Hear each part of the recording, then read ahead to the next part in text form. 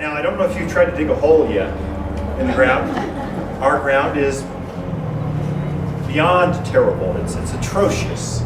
So you're really going to have to heavily amend your soil if you're going to garden, especially with these things we're talking about today. It takes a tremendous amount of energy, water, moisture, food to create a tomato, lettuce, celery, to produce this kind of crop that you're going to harvest, and hopefully it keeps doing it. So we'll go over food, how to do it, but you're really going to, some of you are going to try to garden in our soil for about 2 years. It seems like about 2 years. Then you go, I'm at it! And you put it in a raised bed, or you start doing container gardens, or you're trying to bring in soil that can actually grow in. With that being said, we do a lot of square foot gardening, where we crop rotate. A smaller area, we get a lot of produce out of a small area by starting in February, March 1st. Still frosty, there's still snow, but lettuce and cauliflower and all the leafy things love that. In fact, the flavor is better when it's a bright day and a cold night. That's when you get the best tasting kales, spinach, Brussels sprouts, broccoli. Those things taste better when it's cool. So you'll start that. You'll start your peas very, very early. The peas are already up and really growing like crazy right now. So when the peas are done, you've harvested those, you'll take that same row, you'll plant your beans. Beans are a summer plant. And again, this will be in that calendar that I send you. It'll help you to strategize, when do I take this out, put this in. So that's square foot gardening. And you'll get more and more familiar with that, crop rotation. We do a lot of container gardens. We grow, we probably have, I'm afraid to look, count. So there's over 50 containers. Not just little containers, not pots, I'm talking containers where we plant things. So she just brought home another 3 or 4, I don't know. Can't count, can't keep up. But they're all in irrigation.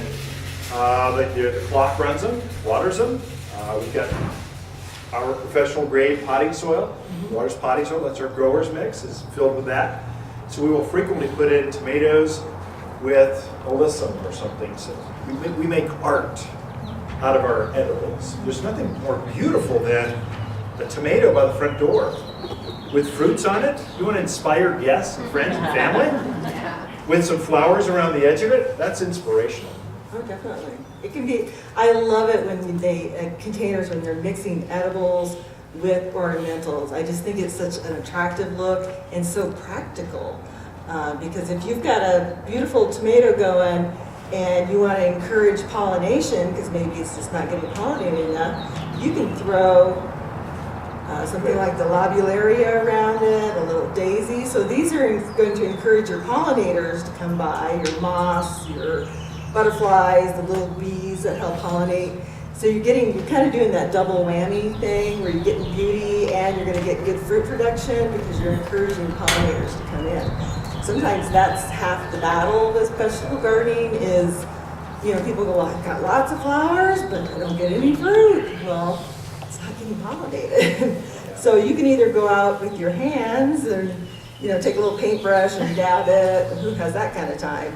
It's better to put some nice pollinators around your veggies to really encourage them to come in. And it makes it pretty. Oh, yeah. I mean, let's face it, vegetables, they're not the prettiest plant in the world. They're high maintenance, they get disease, spots. We love to put flowers in with our raised beds. We'll put creeping rosemary over the edge of a raised bed because it's just pretty, and it's evergreen, and it blooms, helps pollinate. You can pick it and use it in the herb or on the barbecue.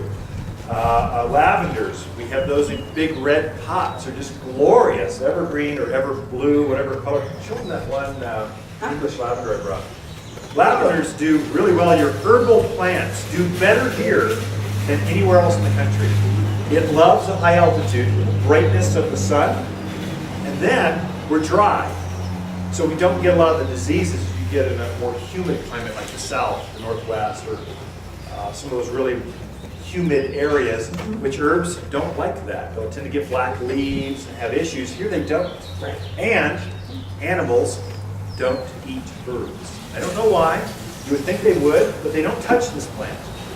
We've got, I don't know how many varieties we've got down there, probably 10 different varieties There's a Spanish or lavender for everybody because Yeah. there's a bunch down there. And Ken is right. I mean, the critters do not like lavenders and rosemaries and mints and thyme. So it is also another good thing to put around your veggies. So if you have critters that want to come in and nibble, putting those herbs selectively around can kind of keep them out of the desirables. So they won't be eating your tomatoes and your zucchini and all that good stuff.